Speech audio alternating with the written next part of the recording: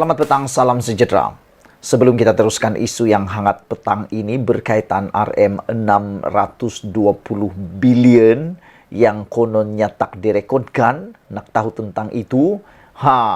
Tolong tekan butang subscribe dulu untuk mendapatkan isu-isu terkini daripada channel saya ini. Baik, terima kasih kerana terus bersama dalam pembongkaran dan ulasan-ulasan menarik dalam channel saya ini. Hari ini, Ismail Sabri Yaakob menafikan perbelanjaan RM620 bilion ketika PKP darurat tak direkodkan. Wow, ini memang pendedahan baru, pendedahan yang betul-betul mengejutkan saya. Bayangkan RM620 bilion ketika PKP darurat tak direkodkan kononnya, tapi telah dinafikan oleh Ismail Sabri Yaakob. Apa cerita ni bosku? Ikuti terus sampai selesai pendedahan dan kupasan luar biasa ini. Hari ini bekas Perdana Menteri Ismail Sabri Yaakob menyangkal dakwaan bahawa ada perbelanjaan berjumlah RM620 bilion. Banyaknya. Mau simpan di mana duit itu RM620 bilion kalau betul-betul ada. Tapi tak apalah. Ceritanya ialah Ismail Sabri Yaakob telah pun menafikan dakwaan ini yang kononnya ada perbelanjaan berjumlah 620 bilion ringgit Malaysia yang tidak direkodkan perbendaharaan ketika penguatkuasaan Perintah Kawalan Pergerakan PKP dan darurat untuk mengekang penularan wabak COVID-19. Hebat pendedahan kali ini. Ismail Sabri berkata, semua perbelanjaan yang berkaitan telah direkodkan dalam penyata keuangan kerajaan. Berhubung komen bahawa pakej rangsangan tidak direkodkan dalam akaun kerajaan dari tahun 2020 hingga 2022, saya ingin menegaskan bahawa dakwaan ini tidak benar dan kesemua perbelanjaan kerajaan yang berkaitan telah direkodkan dalam penyata keuangan kerajaan, kata Ismail Sabri Yaakob.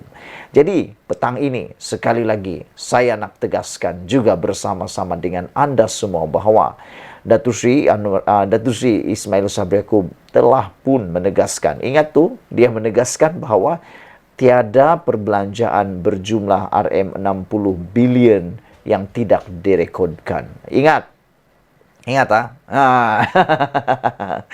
Bagaimanapun duit itu memang banyak lah kan. Memang banyak kalau betul-betul itu ada. Betul-betul dapat memajukan Malaysia tu. Kalau dihantar kat Sabah, maju terus Sabah. Tapi telah dinafikan oleh Ismail Sabri Yaakob.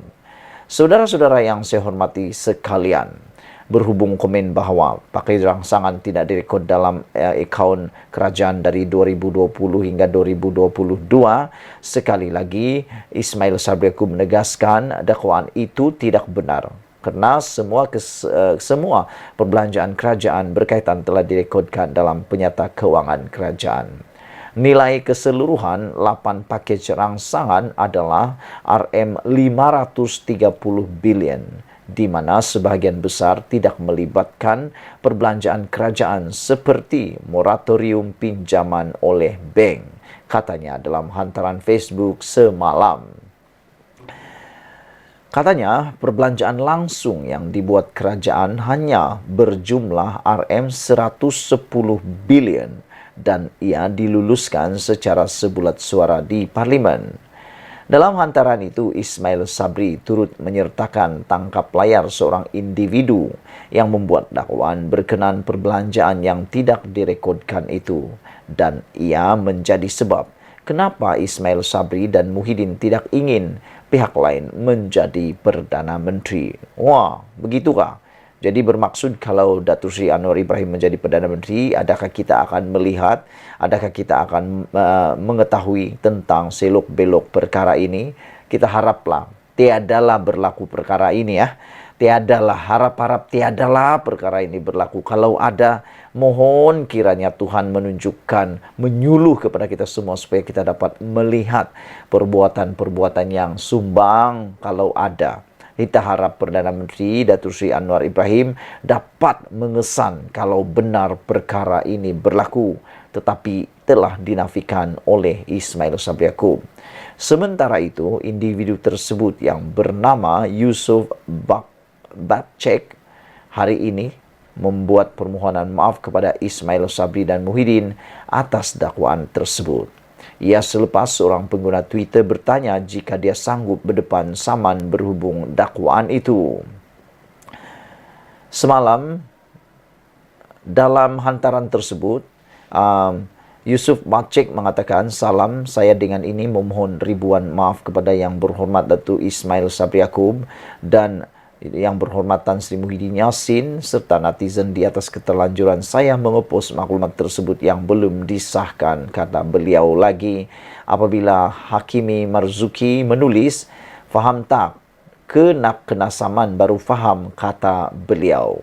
Nah, saudara-saudara sekalian, di dalam Facebook, Ismail Sabri Yaakob juga telah memberitahu tidak benar atas dakwaan RM620 bilion tidak direkod dalam akaun perbendaharaan untuk 2022 semasa PKP dan darurat.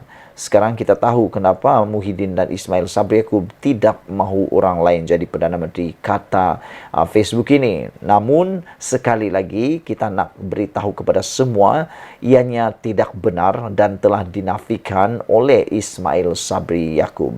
Semoga dengan pendedahan ini, dengan penafian ini, kita semua mula berhati-hati. Jangan lagi percaya bahawa kononnya perbelanjaan RM620 bilion ketika PKP dan darurat tidak direkodkan itu adalah benar. Semuanya itu adalah salah. Okey? Tidak benar, kata Datuk Seri Ismail Sabri Yaakob. Walau bagaimanapun, kita hanya dapat mengetahui kebenarannya 100% kalau betul-betul ada melalui angka kira-kira atau rekod. Kita berharap kalau benar ini berlaku dapat ditunjukkan oleh Tuhan. Tapi kita berharap, yang paling kita berharap, tiadalah berlaku seperti ini. Dan mohon kiranya Datuk Seri Anwar Ibrahim membuat penjelasan kalau tiada atau kalau ada. Kita tunggu apa kata daripada Datuk Seri Anwar Ibrahim sendiri. Semoga berita yang disampaikan oleh Datuk Seri Anwar Ibrahim itu adalah berita yang menggembirakan kita, yaitu tiadalah berlaku seperti yang didakwa ini, yaitu memang semua direkodkan. Okey? Baik. Sekian dulu untuk kali ini. Janganlah kamu marah-marah, jangan kamu tengking-tengking, jangan lagi kamu rasa-rasa macam mau cakap lagi.